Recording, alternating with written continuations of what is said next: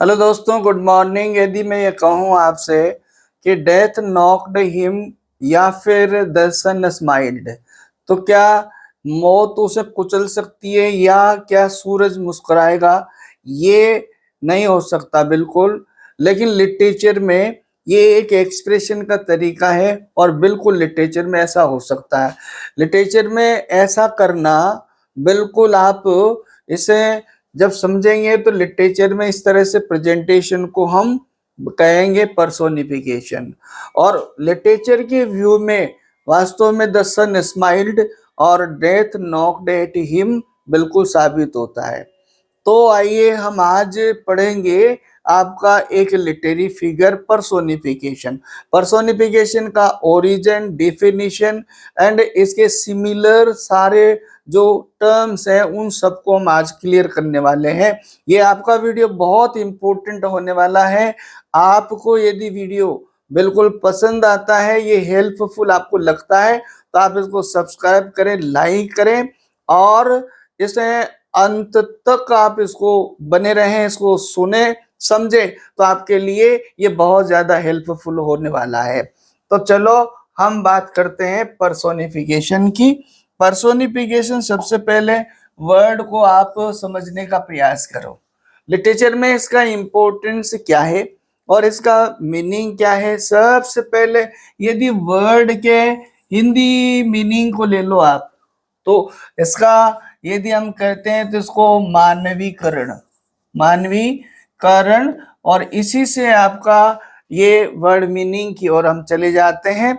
ये आएगा डिफिनीशन में। लीजिए, सबसे पहले हम डिस्कशन करते हैं इसके ओरिजिन की, फिर हम बात करेंगे डिफिनीशन, इसका यूज कैसे किया जाता है, आइडेंटिफिकेशन, परीक्षाओं में ये इसको एग्जाम ओरिएंटेड बनाने के पर्पज से हम ये सीखेंगे इसको पहचानते कैसे हैं, एंड रिलेटेड फिगर। और ये भी बहुत बड़ी बात रहेगी आज इस हमारे इस सेशन में। पर्सोनिफिकेशन जनरली आप लिटरेचर के, चाहे आरपीएससी ग्रेड फर्स्ट, सेकंड या नेट सेट और अदर एकेडमी की तैयारी कर रहे हैं, आपको जनरली इसका इंट्रोडक्शन है, आप इसको हल्का सा समझते हैं। लेकिन लिटरेचर में इसके सिमिलर्स, रिलेटेड फिगर्स क्या है, इसको भी हम इसमें जानेंगे। तो लीजिए इसके ओरिजिन की हम बात करते हैं। सबसे पहले ये हमारा जो वर्ड है, टर्म जो है, जिसको हम लिटरेचर में फिगर, और आपको मालूम है फिगर और टर्म में अंतर होता है। फिगर कहाँ अप्लाई होता है? लाइन में अप्लाई होता है। तो सबसे पहले ओरिजिन की बात करते हैं, तो ये ग्रीक वर्ड इसका ओरिजिन है। और ग्रीक में क्या है? परसो ओपिया एक वर्ड है जिसका इंग्लिश वर्ड पर्सोनिफिकेशन, इंग्लिश में इसको क्या कहेंगे? पर्सोनिफिकेशन। ये हमारा वर्ड है। कहां से इसका ओरिजिन है? Greek word. और ग्रीक वर्ड कौन सा? परसोपोपिया। ये ध्यान रखना है। ओके, अब आप ये बात करेंगे, चूंकि पर्सोनिफिकेशन जब हम लाइंस में लिटरेचर के उसमें व्यूज में जब हम देखते हैं तो थोड़ा सा कंफ्यूजिंग सा लगता है। बहुत सारी बार हम इससे कंफ्यूज हो जाते हैं, क्या ये मेटाफर है या ये पर्सोनिफिकेशन है? तो देखिए, इसमें माइनर डिफरेंस है। There is a minor difference. क्या माइनर डिफरेंस है? It is form of metaphor. ये तो बात क्लियर हो गया। एग्जाम में क्रॉस क्वेश्चन यदि आपका आता है कि क्या पर्सोनिफिकेशन मेटाफर की फॉर्म में, तो बिल्कुल ये तो है, पर there is a minor difference. Minor difference है, और वो माइनर डिफरेंस हम इसको डिफरेंशिएट करेंगे। क्या है इसमें माइनर डिफरेंस? देखो, इन मेटाफर, मेटाफर में क्या होता है? One quality, quality of an object, किसी वस्तु की, किसी ऑब्जेक्ट की जो क्वालिटी है, थिंग और मैन, या फिर किसी वस्तु, व्यक्ति की human transferred into another, those are different from each other in quality. ध्यान रहे आपको, मेटाफर में quality of one thing, idea is transferred into another. लेकिन ध्यान रहे वो दोनों डिफर होंगे, डिफरेंट होंगे दोनों। जिसकी क्वालिटी दूसरे में की गई वो भिन्न होंगे। और यही बात ध्यान रखना आप, this is related also simile, ये सिमिली में भी होता है। टू क्लियर पर्सोनिफिकेशन, पर्सोनिफिकेशन को क्लियर करने के लिए बात क्या है कि इसमें क्या मेटाफर होता है personification? No, there is minor difference. Metaphor में क्या होता है? मेटाफर में one quality is transferred into another. जबकि आप देखो यहां पर वाइल, वाइल जबकि क्या होता है इन पर्सोनिफिकेशन, पर्सोनिफिकेशन में एन इनएनिमेट ऑब्जेक्ट और abstract idea presented with human और लिविंग बीइंग क्वालिटीज। इसमें क्या होगा, यानी निर्जीव वस्तुओं को सजीव की तरह, एब्स्ट्रैक्ट को लिविंग की तरह प्रेजेंट करना। इसमें इस तरह से प्रेजेंट किया जाता है, एब्सेंट को प्रेजेंट की तरह, नॉन लिविंग को लिविंग की तरह। ये जो किया जाता है उसी को हम क्या कहते हैं? पर्सोनिफिकेशन कहते हैं। दैट मीन्स उसको क्या कर दिया जाता है? ह्यूमन क्वालिटीज, ह्यूमन क्वालिटीज दे दी जाती है। ओके, इसे समझ जाओ आप। तो हिंदी से फॉलो कर लो आप।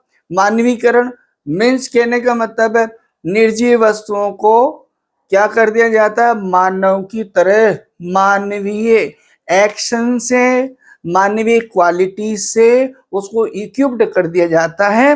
तो उसे हम क्या कहेंगे? पर्सोनिफिकेशन कहेंगे। क्लियर? अब देखिए, यदि इसकी डिफिनेशन की बात करते हैं क्लियर कट, कि पर्सोनिफिकेशन की क्लियर कट डिफिनेशन क्या होगी? Personification is a figure. पहली बात आप देखो यहां पर पर्सोनिफिकेशन इज ए फिगर, और मैं बार बार लिटरेचर के इन सेशंस में आपको क्लियर कर चुका कि जो आपका फिगर होगा, फिगर किस में होता है? लाइन में होगा। किस में होगा? लाइन में होगा। ये ध्यान रखना है, फिगर कहाँ होगा? लाइन में। पर्सोनिफिकेशन क्या है? फिगर ऑफ स्पीच, एक्सप्रेशन का लाइन में यूज किया जाने वाला इन विच, जिसमें ह्यूमन क्वालिटीज, मानवीय गुणों को, इमोशंस, भावनाओं को, एक्शंस, कार्यों को, are attributed to non human objects. Non human objects में उसकी, मानव की क्वालिटीज को उसमें रख दिया जाता, जोड़ दिया जाता। आइडिया और एब्स्ट्रैक्ट कंसेप्ट, तो ये आपकी डिफिनेशन होगी पर्सोनिफिकेशन की। पर्सोनिफिकेशन में क्या कहा? यानी आपकी निर्जीव वस्तु को सजीव की तरह प्रेजेंट करना, सारी मानव की उसमें क्वालिटीज को रख देना, तो ये आपका पर्सोनिफिकेशन कहलाएगा। अब आप देखो, यदि हम बात करें कि यूज्ड फॉर, ये बहुत बारीकी वाली बात है। पर्सोनिफिकेशन लिटरेचर पर्पस से क्यों यूज किया जाता है, क्या उसका कारण है? तो आप देखेंगे कि ऑर्डिनरी तौर से हम यदि बात कहें, जैसे यहां आप ये कहो, जैसे ये कह दिया आपने ऑर्डिनरी द सन और सोन, ये कहा आपने, ये ऑर्डिनरी इंग्लिश का एक्सप्रेशन हो गया, ये इंफॉर्मेटिव हो गया। इसका मतलब होगा सूरज चमका, ये हो गया। लेकिन उसने इस बात को यूं कह दिया द सन, और ये कहा स्माइल्ड, ये कहा। देखो यहां क्या हुआ, यदि apparent meaning of this sentence आप लेंगे, समझेंगे, तो सामान्य तौर से वो ये कहेगा सूरज मुस्कुराया।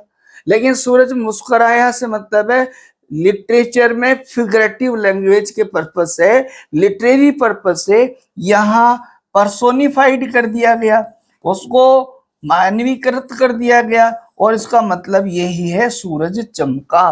That is the basic difference, यही बात है। क्या पर्पज है? Make description more vivid and related by giving life-like characteristic to inanimate things. Clear है? इनएनिमेट थिंग्स को बहुत ज्यादा उस एक्सप्रेशन को विविड, जीवंत, लिविंग, लाइव, अट्रैक्टिव बनाने के पर्पज से उसको मानवीय गुणों से सुसज्जित कर दिया जाता है। ये इसका मेन पर्पज होता है। I think clear. देखो अब यहां बात आती है, हम एग्जाम्पल लेते हैं, और example there may be so many examples, लेकिन ये एग्जाम्पल अभी रिसेंटली ग्रेड सेकंड में जो एस्पेरेंट्स है उनको मालूम है, a song for Saint Cecilia. उसकी ओपनिंग लाइन है, from harmony, from heavenly harmony this universe frame began. तो क्या कहा, फ्रॉम हार्मनी स्वर्गीय संगीत से, दिस यूनिवर्स पृथ्वी ने, फ्रेम बिगेन अपना आकार लेना शुरू किया। तो पृथ्वी को कैसे बता दिया, जैसे ऐसा बता दिया जैसे पृथ्वी कोई ह्यूमन बीइंग हो, जैसे पृथ्वी कोई एक लेडी हो, और वो कैसे डेवलप हुई, तो दैट इज कॉल्ड पर्सोनिफिकेशन। ये क्या कहलाएगा आपका, पर्सोनिफिकेशन। ये लाइन कहां से, example purpose song for Saint Cecilia. Now clear. एक और चीज है, पर्सोनिफिकेशन क्या है, डोमिनेंट, डोमिनेंट फिगर, ये डोमिनेंट फिगर है यूज्ड इन लिटरेचर, लिटरेचर में ये आपका थ्रू आउट यूज किया जाने वाला फिगर है, ये आप ध्यान रखेंगे। अब देखो, जैसे एग्जांपल दूसरा, डेथ नॉक्ड एट हिम, तो आप देख लीजिएगा डेथ को कैसा बताया, जैसे डेथ कोई पावरफुल एक कोई देवी या कोई महिला या कोई ह्यूमन बीइंग है जिसने क्या करा दिया कि उसको गिरा दिया, नॉक्ड कुचल दिया। तो यहां क्या हुआ, that means he is dead, is dead इसका मीनिंग हुआ, that is the way of expression in literature. Okay, अब आप बात करो यहां हाउ टू फाइंड, ये वेरी वेरी इंपॉर्टेंट, ये इतना इंपॉर्टेंट है, एग्जाम की तैयारी करने से भी ज्यादा इंपॉर्टेंट है एग्जाम की तैयारी कैसे करें, ये मैं बार बार रिपीटेडली कह रहा हूं। यहां देखिए, कैसे पाएं, कैसे निकालें हम पर्सोनिफिकेशन इन लाइंस, लाइन में कैसे ढूंढे। तो पहला आपको यहां पर ध्यान रखना है कैपिटलाइजेशन। एक तो क्या होगा, पोइट्री की लाइन में वर्ड को कैपिटलाइज किया जाएगा, और वो कैपिटलाइजेशन का तो मीनिंग है, या तो प्रॉपर नाउन है तो सेंटेंस के बीच में भी आ सकता है, या फिर वो क्या होगा, सेंटेंस के बिगिनिंग। दो ही पर्पज होते हैं कैपिटल के।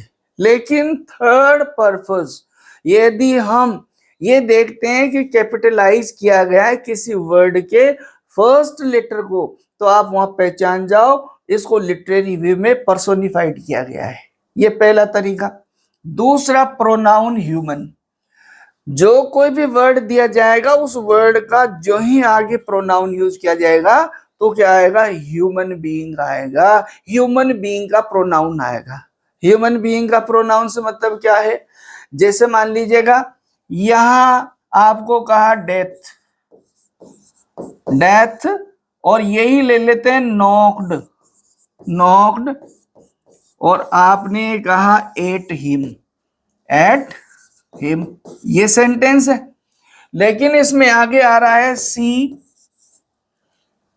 और ये जो प्रोनाउन आया इस नाउन के, ओके, डेथ का, तो इसका मतलब है दूसरा पहचानने का तरीका है, पोइट्री की लाइंस में जो कैपिटलाइज किया जाएगा, पर्सोनिफाइड किया जाएगा, जो नाउन होगा उसका अगला क्या होगा, यानी प्रोनाउन ह्यूमन रहेगा, तो उससे पहचान जाएंगे। और नेक्स्ट है ह्यूमन क्वालिटी, एक्शन, उसमें नॉन लिविंग एब्स्ट्रैक्ट थिंग और आइडिया में क्या बताया जाएगा, ह्यूमन क्वालिटीज बताई जाएगी और ह्यूमन एक्शन बताया जाएगा। जैसे मान लीजिएगा हवा के लिए, तो हवा क्या, जैसे फ्लावर्स के लिए तो क्या होगा, फ्लावर्स स्माइल्ड, तो फ्लावर्स स्माइल्ड थोड़ी करते हैं, जैसे मान लो आपने कहा फ्लावर्स और ये क्या कहा, स्माइल्ड, तो स्माइल्ड कहा फ्लावर्स, तो फ्लावर्स मुस्कुराए। यहां आपका जो स्माइल्ड है, ये स्माइल्ड क्या है, ह्यूमन क्वालिटी है, तो उसमें ह्यूमन क्वालिटीज जब ऐड कर दी जाए तो ये तीन आपके पास पहचानने के तरीके हो गए, और ये आपके एग्जाम में इसको पहचानना बड़ा इजी कर देगा। आप देखो रिलेटेड फिगर, ये very very important, very very important. आपको एग्जाम में सीधे क्वेश्चंस बहुत कम पूछे जाएंगे, direct indirect, broad knowledge, exam oriented. It is very essential that we should deal very deeply the prescribed topic। और उसमें आप देखेंगे, शायद मुझे तो ऐसा लगता है कि सामान्य तरीके से हम जो स्टडी करते हैं उसमें हम बहुत सारा पार्ट छोड़ते थे। ये पहली बार आपको लग रहा होगा कि पर्सोनिफिकेशन के और दूसरे सिमिलर और क्या उसके पैरेलल वर्ड्स क्या होते हैं, जो पर्सोनिफिकेशन का ही दूसरा रूप है। तो उसमें आया सबसे पहले एपोस्ट्रोफ है, एपोस्ट्रोफ है नंबर 1। पर्सोनिफिकेशन का दूसरा रूप क्या है, वो है एपोस्ट्रोफ है। 4 ऑप्शन में किसी भी तरह से पूछा जा सकता है। ओके, आपका क्या होगा इसमें, abstract idea, inanimate objects are addressed as if they are alive। Okay, जैसे आप देखेंगे आपका शैली की पोएम है ओ, और आपका आया वाइल्ड, और आपका वेस्ट, और आपका आया विंड।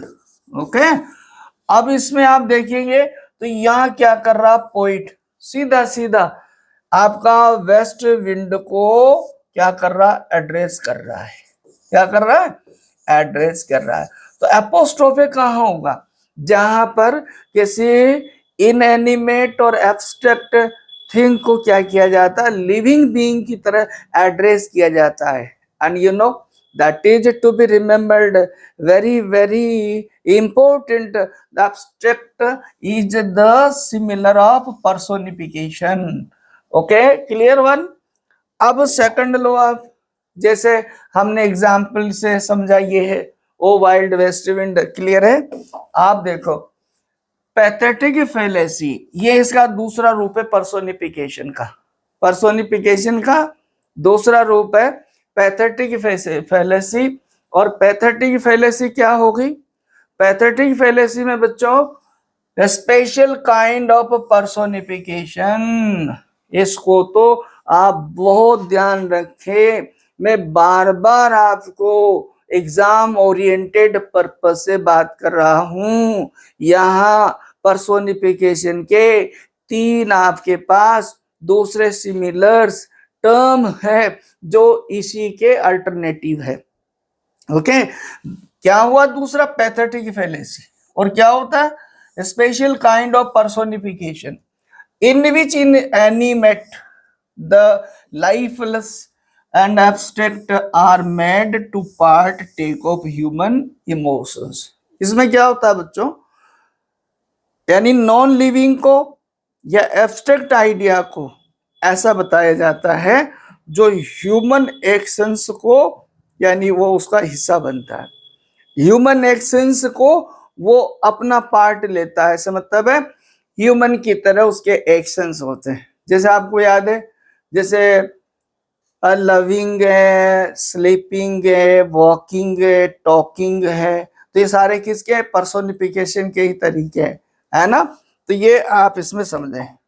अब आप देखो, जैसे इसके एग्जाम्पल के रूप में वापस आपने ले लिया the cruel wind howled through the forest. उस एग्जाम्पल को हम क्लियर करें पैथेटिक फेलेसी के पर्पज से।